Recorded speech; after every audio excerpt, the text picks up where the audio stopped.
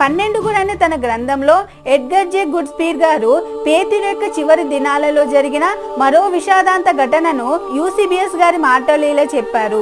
పేతురు మరణ శిక్షకు గురై కొనిపోతున్న సమయంలో తన భార్యకు వీడ్కోలు చెప్తూ ప్రభును స్మరించుకొని అన్నాడు. ఈ విధంగా అపోస్తలుడైన పేతురు ప్రభు సేవకు అంకితమై రోమ్ నగరంలో హతసాక్షి అయ్యాడు. పేతురు గారి మరణాన్ని గూర్చి యోహాను సువార్త 21:18-19 ఈ విధంగా వ్రాయబడింది. నీవు యవనుడవై ఉన్నప్పుడు నీ అంతటి నీవే నడుము కట్టుకుని నీకిష్టమైన చోటికి వెళ్ళుచుంటివి.